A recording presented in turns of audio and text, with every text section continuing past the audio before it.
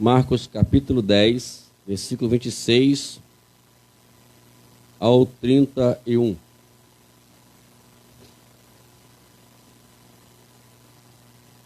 Acharam aí, queridos? Vocês acharam, né? Que benção, hein? Outros que são bons de Bíblia, hein? Graças a Deus por isso. Ó, glória. Diz assim: e eles ficaram muito admirados, dizendo: sendo assim,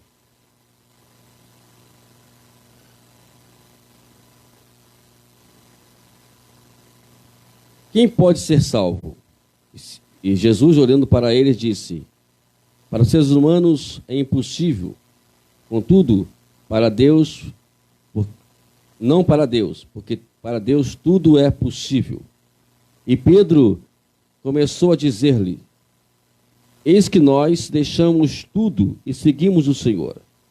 Jesus respondeu: em verdade lhes digo, que não há ninguém que tenha deixado casa, irmãos, irmãs, mãe, pai, filhos, ou campos por minha causa, ou por causa do Evangelho, que não receba já no presente 100 vezes mais casas, irmãos, irmãs, mães, filhos e campos, com perseguições e no mundo por vir, receberá a vida eterna. Porém, muitos primeiros serão últimos e os últimos serão os primeiros. Hoje nós queremos... Pode sentar aqui, em nome de Jesus. Quando nós falamos referente a uma passagem como essa, algumas pessoas falam: eu vou ter que largar tudo para poder servir Jesus. Bom, a questão toda hoje está justamente onde está o nosso coração. A pergunta sempre que Jesus sempre primava, ele priorizava, quando ele falava com os discípulos, era justamente isso: aonde está o teu coração? Nós somos aquilo que nós cremos, que nós acreditamos. Por isso que nós temos que olhar para a Bíblia, olhar para a palavra de Deus, para que quando nos depararmos com algumas diversidades, nós viemos saber, aí é nessa hora, vamos dizer assim, que nós vamos diferenciar ou vamos dizer quem realmente nós cremos. Porque às vezes nós falamos tantas coisas, né? Falamos que nós cremos em Jesus, que nós cremos, nós não vamos desviar, que nada vai acontecer, que Deus está comigo, que eu estou com Deus. Mas a verdade é que é na hora da diversidade que nós vamos saber se isso vai ser, se isso está mesmo no nosso coração ou não. A Bíblia é bem clara sobre a questão da diversidade. Ela fala que todos nós vamos passar por isso. Mas uma coisa que nós lemos aqui no texto, que me chama muita atenção, é que Jesus, ele vem aqui de uma conversa anterior com um determinado jovem que era rico, e chegou para o mestre e disse para ele: mestre, o que eu tenho que fazer para ser salvo? Aí o Jesus disse para eles: olha, você tem que seguir os mandamentos. Mas quais são eles? Aí Jesus descreveu os mandamentos. Não é isso, não é aquilo, não adulterás, não furtarás, não matarás, não dirás falso testemunho, assim, enfim. E aí ele falou assim: o que eu tenho que fazer mais? Só estudar? Não, o que eu tenho que fazer mais? Tem algo que você precisa fazer ainda para que você possa dizer que você é salvo. Em largar tudo e vem me seguir. E a Bíblia fala que aquele jovem, ele abaixou sua cabeça, se entristeceu, porque ele era muito rico. E ele não queria abrir mão da sua riqueza. Então, depois disso, os discípulos começaram a interrogar Jesus. Agora, a pergunta de Pedro aqui, dos seus admiradores, ele falou assim: olha, sendo assim, o que eu posso fazer? Quem pode ser salvo, então, na verdade? Porque a verdade, quando se fala em salvação, as pessoas já automaticamente já querem pensar em que agora está tudo tranquilo. Não, amados. Tem muitas coisas em meio à salvação, em meio à palavra salvação, que nós temos que entender. E uma delas é procurar agora eliminar dentro de nós tudo aquilo que nos prende a este mundo. tudo que ele vai prender-nos neste mundo é que vai determinar se nós vamos ou não prosseguir com Jesus. Era um momento difícil, Israel estava pressionado por Roma, eles estavam no meio à opressão dos romanos, e agora, como diferenciar isso tudo, como largar tudo isso? Como agora vencer isso tudo? E a mesma coisa, hoje passamos por as mesmas situações. Vivemos num mundo que existe várias vou dizer assim, propostas para nós nunca rejeitarmos, para nunca aceitarmos os caminhos de Deus. As propostas são grandes. Aquelas propostas que vai fazer que a gente pensa duas vezes antes de nós atendermos o chamado de Deus. Uma coisa impressionante é que quando Deus nos chama para algo, tem que estar ciente de uma coisa. Todos nós aqui, estamos aqui hoje, a maioria mulheres, não, melhor, a maioria mulheres não. Só tem 2 homens aqui só, né? Vamos dizer a verdade, né? Não vamos nem falar a maioria. Ah, não, 2,5. Ah, 2 jovens e um velho. Olha só, irmã Juliana, eu tenho que fazer o quê? A Bíblia fala que nós temos que ouvir as nossas autoridades e ficar quieto, né? Então é o caso aqui. Não vamos contrariar, porque também a idade não permite a gente contrariar eles, né? Vamos lá. E vejamos aqui, amadas irmãs, presente de vocês mulheres, que o dia a dia de vocês são um pouco mais complicado do que nós, porque nós achamos que nossas vidas são complicadas, né? Mas aí ninguém quer trocar, né? E há poucas vezes que a gente vai querer trocar, ou melhor, que a gente vai querer assumir um pouquinho do papel das mulheres, a gente começa a ver a dificuldade que a qual nós temos. Aí eu chego à conclusão seguinte: eu não fui chamado para isso. Eu fui chamado para ser homem, não para ser mulher mesmo. Agora eu tenho certeza absoluta disso, né? Deus me chamou para ser homem, né? Porque é complicado o negócio, é complicado. As poucas vezes a gente vai assumir lá a cozinha ou assumir alguma coisa lá, a gente vê as dificuldades que a gente passa, né? E aí vê o quanto vocês são fortes e muito mais do que nós. Porque para aguentar todos esses rajões aí, às vezes tem mulher que trabalham fora, né, e tudo, e chega em casa, ainda tem que fazer os seus afazeres e ainda poder ouvir as reclamações dos homens. Não que o Bené ainda pode ser assim, mas a gente releva um pouquinho. Então, amados, vemos a dificuldade disso tudo.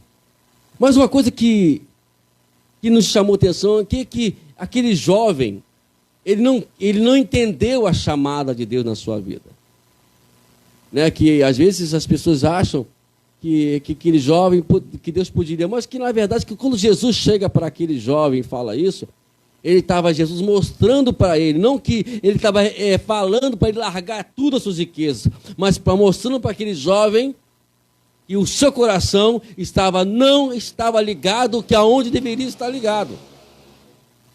Então, às vezes, o questionamento de Deus sobre as nossas vidas não é para poder mostrar nada extraordinário, é para poder mostrar para mim, mostrar para nós pessoalmente, aonde está exatamente o nosso coração. Hoje, se Deus chegasse para você, hoje, por exemplo, chamasse você para algo, será que você estaria preparado para poder mesmo fazer o que Deus quer que você faça? Você te prepara para isso. Moisés foi 40 anos no deserto para ser preparado para poder ir para o Egito, para poder tirar Israel do Egito. Não é simplesmente um dia, 2 dias, foram 40 anos. Fora os 40 anos que ele passou no Egito. Então ele já tinha os seus 80 anos quando ele voltou ao Egito para fazer o desígnio de Deus. Então, às vezes, tem coisas que a gente não compreende no momento. Mas o texto aqui, Jesus deixa bem claro, que no versículo 27, que me chama a atenção, e fala: para os seres humanos é impossível, contudo. Para Deus, não para Deus. E para Deus, tudo é possível.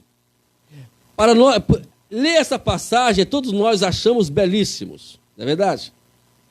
Quantos de vocês já leram essa passagem, já chegaram lá na igreja, ou chegaram em casa, A irmã Jurema mesmo, em meio à dificuldade, olhou, não, meio, antes da dificuldade, né? Todos nós às vezes achamos, olha, as coisas, né? O impossível para Deus torna-se possível.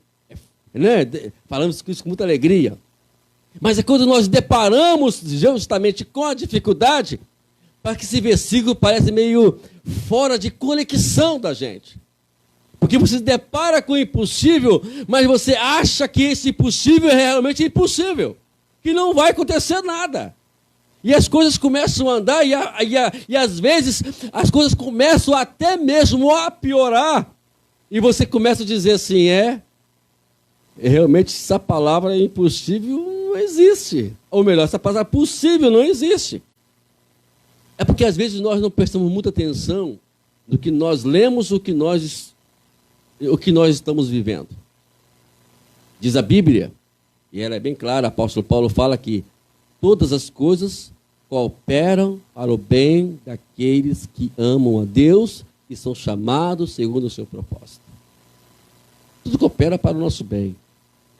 Em Jeremias 11, 29:11, fala que Deus, quando olha para mim, olha para vocês, Ele pensa coisas boas.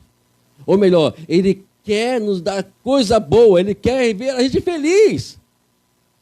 E essa felicidade, às vezes, vai exigir que a gente chore hoje. Porque se você não chorar hoje, o amanhã não será bem aproveitado. Porque o presente hoje é um protótipo do que você vai ser no futuro. Você tem que viver hoje para você determinar como você vai ser o seu futuro. Se você hoje renunciar, se você hoje não entregar a sua vida completamente a Deus e não deixar Deus controlar a sua vida, dominar ou guiar a sua vida, vai chegar amanhã que você não vai conseguir lidar com o que vai vir. Nunca vamos esquecer de um detalhe. Deus, somente Ele conhece quem será você amanhã. Mais ninguém.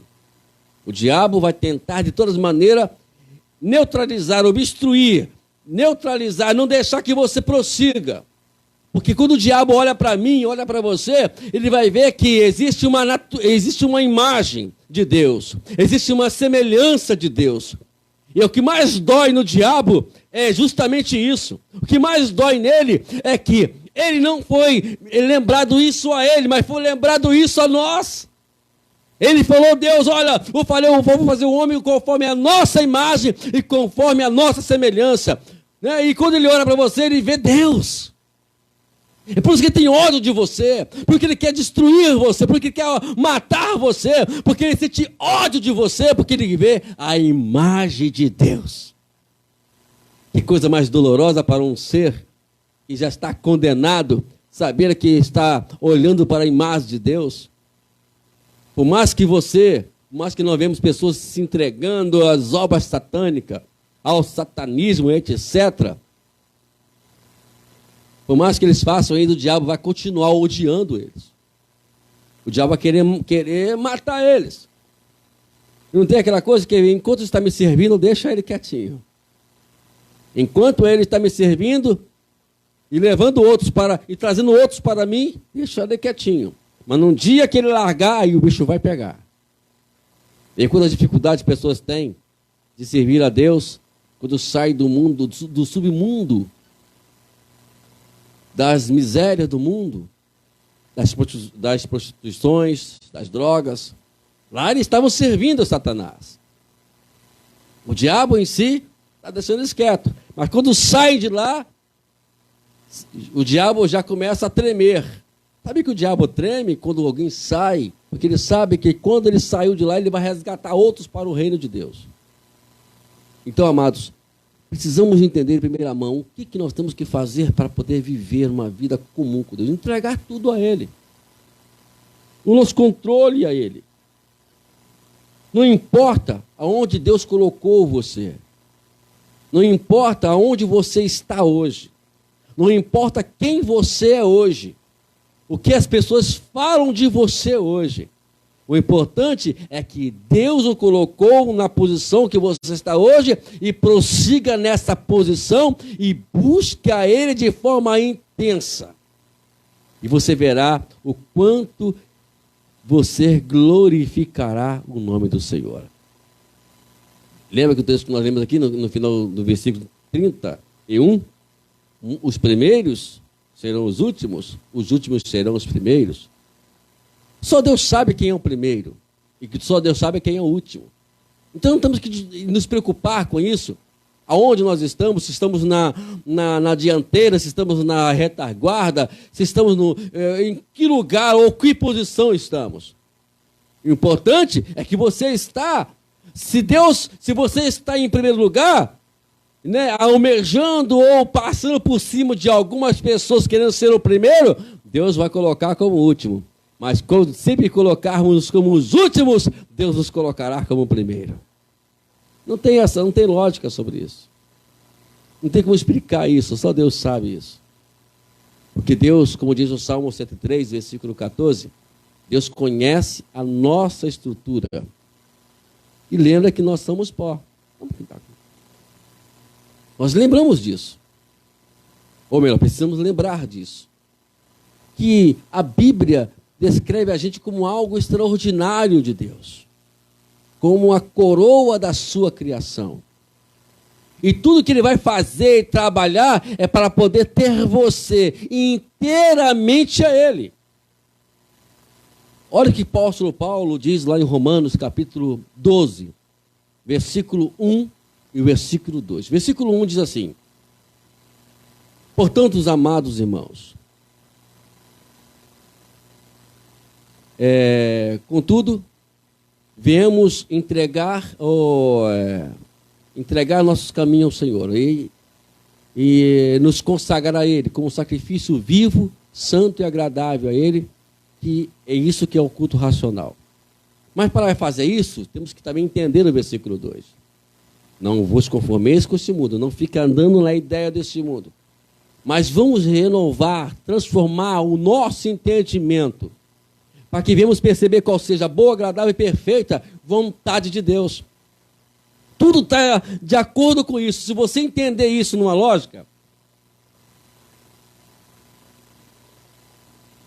você vai começar a viver uma vida diferente. Você vai entender que a sua vida está controlada por Deus, porque você entregou tudo para Deus. Lembra aqui? Ele falou assim, olha, de verdade eu vos digo. Aí Pedro, né, disse para ele, então foi o seguinte, nós vamos deixar tudo e seguirmos ao Senhor. Aí Jesus olhou para Pedro e para a multidão e disse, em verdade eu lhes digo, que não há ninguém que tenha deixado casa, irmãos e mães, mãe, pai, filho ou campo, por minha causa ou por causa do Evangelho, que não receba já no presente 100 vezes mais do que 100 vezes mais em casas, em irmãos e irmãs, mães, filhos, campos, com as perseguições. O que vai determinar é isso. E às vezes nós estamos ligados, sabe? Não é que você vai largar o teu filho de lado. Jesus não está falando isso. Gente, existe um engano. Eu já ouvi pessoas pregando sobre isso. Não, eu tenho que largar. Eu larguei mulher, larguei filho, larguei tudo. Não é isso. Jesus mandou falou, não, gente, pelo amor de Deus. Não vamos interpretar erradamente a Escritura. Ele não mandou largar tudo. Ele falou que é praticamente isso. Você entrega tudo nas minhas mãos. Não se fique preocupado com o seu marido que está assim, assado. Não se preocupe com a sua mãe, com o seu pai, com o seu filho, com o seu irmão, com a sua irmã, com a sua mãe, será que for, com os seus filhos, com tudo. Ou até com o campo, ele falou que sobre o campo, o trabalho. Até com o seu trabalho. Não se preocupe com isso. Entregue tudo nas minhas mãos. Entregue ao meu controle. E com certeza você será uma pessoa feliz. Sabe o que nos atormenta hoje? É justamente isso. Pessoas ficam focadas, né? Aqui tem mais mulher. Apareceu mais um, graças a Deus. Ô, Jesus. Eu estava aqui preocupado, meu amado. Estamos aqui na minoria, e bota a minoria disso, né? Ó, rapaz, vim aqui para reforçar o time. Deus abençoe, viu? Agora os times estão fortes. O nosso time não está tão forte, mas melhorou um pouquinho. Agora a gente já pode, né? Já pode atacar um pouquinho, né? Aqui estamos a maioria das mulheres, que geralmente tem esse... Não é um problema, mas é uma coisa muito... Porque como a mulher é um ser muito emocional, ela sempre vai se deixar levar pelos seus filhos. Com a mãe aqui, que não se preocupa com o filho. Eu falo porque minha mãe... Hoje eu tenho 54 anos, minha mãe ainda se preocupa comigo ainda. Ela ligou daqui a pouquinho, já ligou para cá já, preocupada onde eu estou, entendeu? Mãe é um caso sério, né? Então é isso, mãe é mãe. Mãe vai se preocupar. Pai também se preocupa também. Preocupa com isso. Mas Jesus está explicando que a gente precisa aprender a confiar nele. A deixar nas mãos do Senhor. Ao controle das mãos do Senhor. Sabendo que, irmãos, em meio a toda essa pandemia que nós vivemos aí há 2 anos atrás, 2 ou 3 anos, não lembro agora, foi 19, então é 3 anos, né? Quando começou o auge da pandemia, vivíamos um momento crítico do nosso país. O mundo estava em crise, preocupado. Não podia dar um achim, né? Sambava fora. Ô, Jesus! Botava dar um banho. Um dia eu fui na casa de uma pessoa, eu nem entrei, irmãos, porque se eu entrasse, eu ia ter que passar por um ritual de... né? Aí eu fui levar alguém lá, aí eu já vi, levanta o pé! Aí, levanta outro pé! Aí vai. Aí ela perguntou, que você quer entrar? Não, eu estou com pressa. Não, eu estou com pressa, eu tenho que ir embora rápido. Se eu for entrar ali, eu tenho que passar por um ritual ali de banho de álcool, não dá. Aí eu falei, não, vou embora. Mas isso é porque estava em crise, o povo estava todo mundo desesperado. Pessoas próximas de nós morreu em função da Covid. Não é que as coisas estavam, não que eles estavam errados, não. É que no momento mais crítico da sociedade, muitos entraram em desespero e esqueceram de entregar as suas vidas ao Senhor. Eu não me lembro que eu peguei Covid, não. Eu só fiz um teste uma vez na minha vida, mesmo porque ficaram... Aí eu falei, eu vou lá fazer o teste, vou mostrar para ele, mas eu quero o papel na minha mão. Aí fui lá, fiz o teste, deu negativo, Aí mostrei, né? Todo metido. Não falei para vocês? Minha vida está na mão de Deus. Não tenho que me preocupar com isso. E pensando, irmãos, que não tem que preocupar. Eu tenho problema de rinite alérgica, né? E, geralmente, quando amanhece é um festival de espirro, né? Aí no trabalho, aí as meninas chegaram do trabalho, eu trabalho à noite, então de manhã a gente vai recebendo o pessoal que vai chegando para o dia, para o horário administrativo, né? E chegaram, aí eu fui, aqueles festival, normal, 54 anos que eu fico espirrando assim. E aí ela, Wagner, calma, filha. Isso não é Covid, não. Isso é 54 anos que eu convivo com isso. Fique tranquilo que não estou com Covid, não. Mas a preocupação. As pessoas ficavam atemorizadas. Isso mostrou, a Covid veio trazer uma lição muito grande para todos nós, como seres humanos. Que a maioria do nosso povo ainda não entenderam o que é colocar as suas vidas nas mãos de Deus. Deus, às vezes, permite isso tudo para poder mostrar para a gente que a gente estava falhando na questão fé. Falhando na questão de acreditar em Deus, na proteção de Deus. Aí pessoas falam lá e citam Filipenses 4,13, todas as coisas posso naquele que me fortalece, mas na hora da adversidade eles caem fora. O medo começa a perseguir eles, começa eles ficarem atemorizados. Eu falei isso na casa do Bené uma vez, a irmã vai lembrar disso, os irmãos que estavam lá vão lembrar, eu citei essa passagem, no capítulo 3, versículo 25 de Jó, que Jó falou assim, aquilo que eu temia me sobreveio, que eu receava aconteceu. Então, tudo aquilo que Jó passou, estava dentro dele. É outra questão, temos que tomar cuidado com os nossos temores, que nós temos medo. Tem um detalhe que fala, você quer vencer a morte? Não tenha medo dela. É difícil falar isso, né, irmãos? Porque quando chega pertinho, todo mundo treme, né? Mas é isso, temos que viver isso. Eu passei por alguns minutos, eu me lembro uma vez que eu trabalhava de Uber. E entrou dentro do meu carro um camarada que estava fugindo dos milicianos. Aqui você vai ver, não tem esse problema não, né? Não tem. Só em Itaguaí mesmo.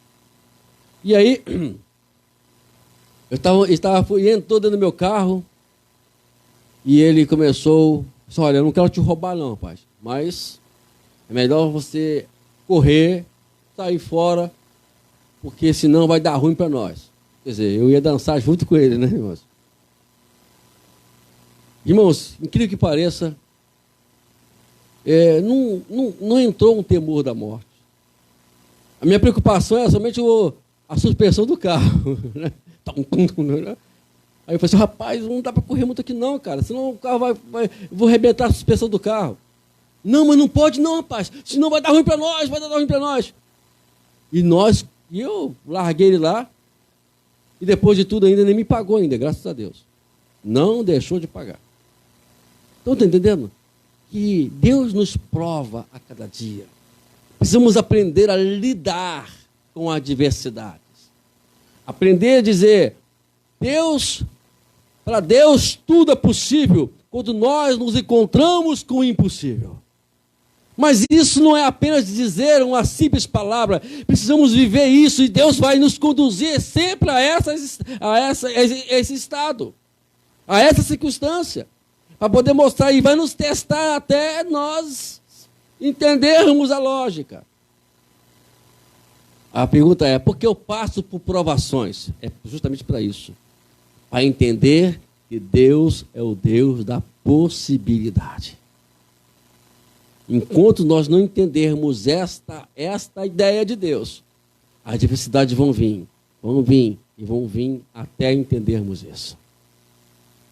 Olha um pouquinho para os nossos antepassados, ler a Bíblia, estudar a história desses camaradas todos, né? Abraão, Jacó, Moisés, assim vai. José. Pense, você já começou a se colocar no lugar de José. Um dia eu tentei me colocar um pouquinho no lugar de José, mas não consegui não. Eu saí fora logo, né? Estava muito pesado, né? Pô, vamos colocar no lugar desses camaradas, vocês vão ver o quanto eles sofreram, mas nunca desacreditaram no Deus do possível. Eu fico muito feliz quando eu leio, quando José chega para os irmãos, e diz, não fique com problema não tem problema entre nós não. Eu estou aqui, o que vocês fizeram, que pensaram que fizeram contra mim, foi ao contrário, foi a favor de vocês. Que se vocês não me vendessem, se vocês não fizessem isso comigo, nós todos passaríamos fome hoje. Mas para que Deus pudesse nos proteger, usou as coisas mais incríveis que pareça, as perseguições, o ódio, usou a amargura, usou tantas coisas ruins, permitiu que essas coisas ruins nos levassem a José à glória de Deus. E Deus sempre vai fazer isso conosco. Aquilo que você acha que está ruim hoje, aquilo que você acha que está pesado hoje, saiba que isso será para a glória de Deus. E para nós finalizar, deixar mais uma parte bíblica sobre isso. Todos nós conhecemos aqui a história de Lázaro, né? Chega a notícia, olha, Lázaro está doente e quase morrendo. Jesus olhou e disse, não, tá bom, a gente vai lá, vou deixar que a gente vai lá. E disse para os discípulos, isso aí é para a glória de Deus, é para que o nome do Senhor seja glorificado. Ninguém imaginava o pior disso tudo, né? E depois quando Jesus chega em Betânia, Lázaro já estava 4 dias morto. E sabe que 4 dias morto já está naquela situação já deplorável. Mas uma coisa que chama atenção é quando Marta chega para Jesus, Marta ela interpreta Jesus de uma forma muito desacreditada. Ah, se eu estivesse aqui, meu irmão não teria morrido. Ah, Marta, eu sou a ressurreição da vida. Quem crê em mim, viverá. Mas eu sei, Senhor, que... Aí começou a dizer alto, começou a falar um pouco de escatologia, né? Não, eu sei, ela entendia muito de escatologia, né? Olha, eu sei que o Senhor nos últimos dias vai ressuscitar. Aí Jesus, provavelmente, não podemos conjecturar isso, ele coçou a cabeça, ela não entendeu ainda o negócio ainda, né? Mas aí quando Maria chega para Jesus, ela chega de uma forma mais diferente. Que Maria ela tinha mais uma infinidade com Jesus, entendia. E quando nós temos uma afinidade com Jesus, nós entendemos justamente todas as ações de Deus. Mas mesmo assim ela disse, ela se prostra, adora Jesus e disse, se estivesse aqui o Senhor, eu tenho certeza que meu irmão não teria morrido. Jesus muda a conversa com Maria. Eu não te disse? Se você crer, tu verás a glória de Deus. Ele vai lá e ora. Senhor, Pai, eu sei que tu me ouves, mas que para que todos aqui entendam que o Senhor me enviou, disse, Lázaro, vem para fora. E Lázaro veio. Deus quer glorificar o teu nome. Falei aqui inicialmente que o diabo, ele quer tomar a glória das nossas adversidades. Está vendo aí? Eu consegui. Miserável ele que é, né? Ele que pense que a glória é dele, mas a glória não é dele, é a glória de Deus. Deus quer usar vocês para vencer Satanás. Quer usar a nós para vencer Satanás. Sabe que coisa gostosa quando os discípulos voltam lá daquela maratona missionária. Olha, Senhor, nós oramos, os demônios nos submeteram. Eu só fui botar a mãozinha e o bichinho sair. Aí o Senhor fala para ele, ora alegremente, se Senhor, te dou graças, porque também revelaste esse mistério aos pequeninos. Todos nós.